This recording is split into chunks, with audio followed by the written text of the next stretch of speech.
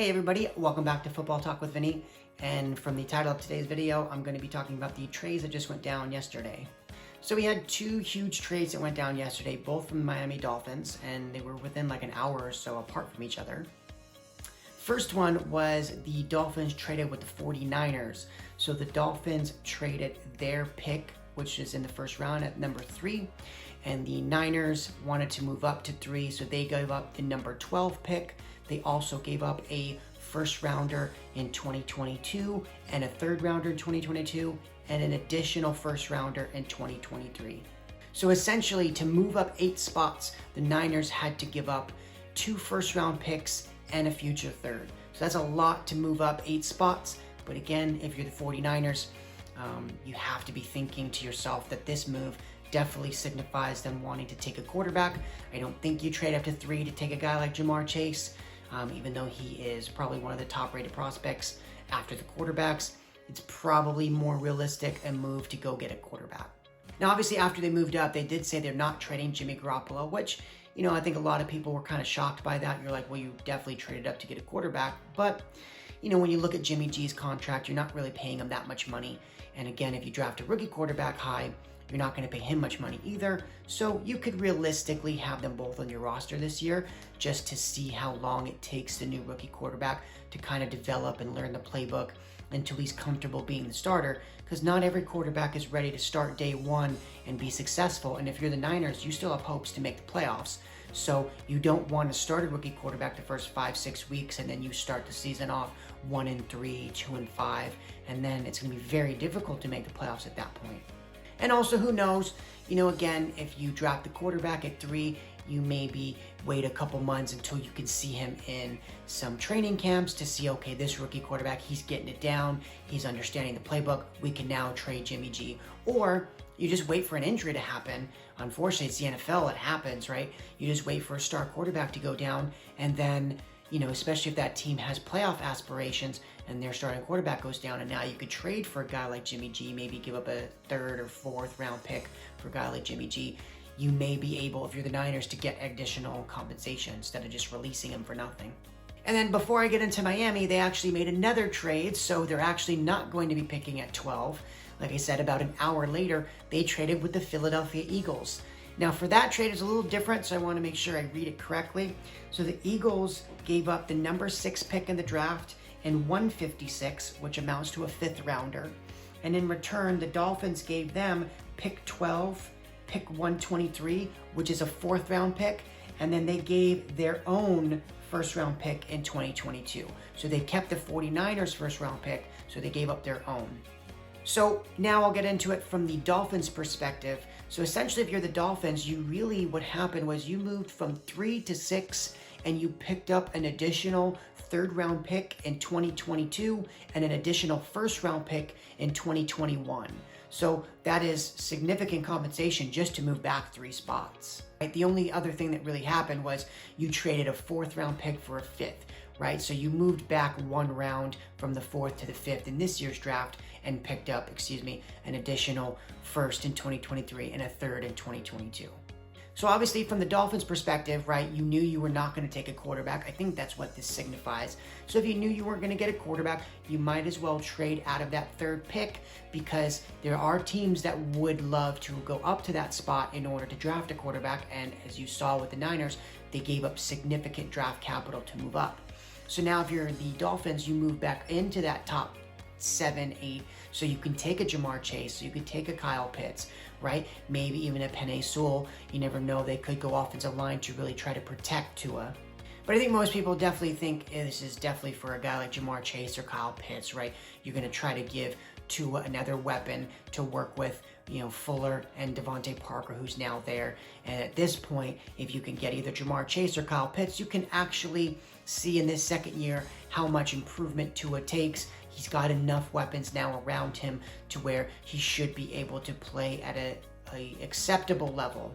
And I think this year, if he can't, it's unfortunate, even though it'll only be 2 years into his career, if he doesn't play particularly well, they may look to use the draft capital that they do still have next year to maybe draft a quarterback, or maybe try to go out there in the free agent market and try to get a better upgrade. So I actually like the move from the Dolphins perspective as well. And then lastly, we'll go to Philly. I actually, even though they're in my division, I really love the move for Philly, right? I think a lot of Philly fans want them to take a guy like Jamar Chase or Kyle Pitts at 6, right? And you're kind of dead set on that. But, if you look at the draft at 12, they still might be able to get Waddle or even Devontae Smith from Alabama, right? Because when you look at the draft, I think right around pick 9, right? Those next 3 or 4 picks, I don't think any one of the teams are going to take a wide receiver, right? You got Denver picking at 9. They don't need a wide receiver. Dallas at 10. They don't need a wide receiver. You have the Giants at 11 who could go wide receiver, but with the signing of Kenny Golladay, it's probably more likely they go offensive line. So realistically, when you look at the draft, which teams could probably take a wide receiver / tight end? You got Cincinnati at 5. I don't think Atlanta's going to do it at 4. Miami definitely will take one at 6. You have Cincinnati. Let's say Cincinnati takes Kyle Pitts. Let's say at 6, Miami takes Jamar Chase. Right, then you got, 7 is Detroit. They could take a receiver. So let's just say that they, even if you just say, okay, that Detroit takes a receiver, maybe they take Devontae Smith. Now you got pick 8 is Carolina. I think a lot of teams think that they're going to take a quarterback. Then again, you got 9 and 10 are not needing a wide receiver at all. So it's really just pick 11 now. If the Giants were to take Devontae Smith, then that's unfortunate if you're the Eagles. But, if the Detroit Lions take Devontae Smith at 7, now Jalen Waddle will be the pick at 11. But if he doesn't get taken and you're the Eagles, you still get a top-end receiver at 12, and you picked up an additional first-round pick for next year's draft. And also that includes the Wentz deal, which, for the Carson Wentz trade, it was a 3rd rounder this year, and then it's a 2nd rounder next year, but that 2nd rounder becomes a 1st if one of 2 options are met. Either A, Carson Wentz plays in 75% of the snaps, it becomes a 1st, or if he plays in 70% of the snaps and they make the playoffs, right? I think he's going to play in more than 75% of the snaps, but even if he doesn't, I think that they're going to make the playoffs, so he probably will get to at least 70%. So I think in all likelihood, I think that pick is going to be a 1st rounder. So realistically, next year, Philly could be sitting with 3 first-round picks next year. And for a team that is really strapped against the cap, like they were this year, right, it's going to be kind of like a rebuilding, kind of reset kind of phase for the Philadelphia Eagles, right? You now have the young quarterback. I think by trading down, it obviously signifies you do not want to draft a quarterback at that point. And if you don't, that means you're putting, your faith in Jalen Hurts. So again, if you're able to get a weapon at 12, that's fantastic. But even if you don't, even like I said, if the Giants were to take him, you're still looking at maybe taking a top corner, or even Micah Parsons, right? And you need help on that defensive side of the ball. You also could look to go offensive line. Your O-line is starting to get older, so you could go there as well. At the end of the day with the draft, the only thing that really matters is the pick that you... The only thing that really matters in the draft is the player you took. Is he a good player, right? At the end of the day, sure, we want our teams to take certain positions or certain players in the draft, but really at the end of the day, the guy you draft is a Pro Bowl caliber player, right? That's all that really matters, because it's actually hard to hit on picks. So this is a really weird kind of trade scenario in the sense of, I think all 3 teams kind of won, right? If you're the Niners, sure, you gave up a lot, but you had to move up 8 slots.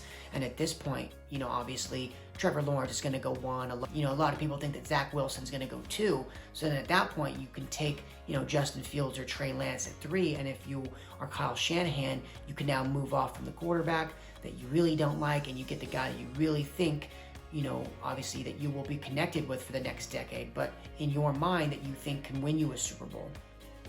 Obviously, from the Dolphins' perspective, they actually have picked up an additional 3rd and 1st round pick. And they only moved back 3 spots to probably take the guy they were going to take at 3 anyways. So they, I think, are really big winners in this. And then you got the Philadelphia Eagles, who again, yes, they moved down 6 spots, but if they were to get Devontae Smith at 12, right, or even Jalen Waddle at 12, I don't think anybody would feel like they lost out. Right now, obviously, if both those receivers are gone, if you're Philly, you probably wanted a receiver. But again, if Micah Parsons comes in and plays very well, or the corner that they may take at 12, if he comes in and plays well, you really will say to yourself, wow, Philly got a good Pro Bowl caliber player and picked up an additional 1st round pick. That's like a dream scenario if you're Philly, right? And if Jalen Hurts doesn't work out this year, you have a lot of draft capital for next year to maybe go get a guy. Now, I heard that there's not really going to be but maybe one quarterback that's a first round grade for next year, which I guess is a little unfortunate. But even if Jalen Hurts is not the answer, you now have 3 first round picks to put a boatload of talent around whoever the quarterback will be. And if that's, going to be in 2 years from now, you draft the guy, then so be it. I think we saw from the Seattle Seahawks, there's nothing wrong with having a great team and then drafting the quarterback, right? You could still win championships that way too, right? Again, if you look at Seattle, they had a dominant defense in the early part of this 2010 decade, and you drafted Russell Wilson, who was good but still young, and they were able to win a championship because they already had all the other pieces in place. They just needed the quarterback, so it can happen. But that's going to be it for today's video. Let me know your thoughts. Obviously, if you're a fan of any of the 3 teams, how did you think the trade went? Do you like it? Did you not like it? If you were a fan of those teams. But that's going to be it for today's video. Thank you guys so much for watching, and I'll see you in the next one.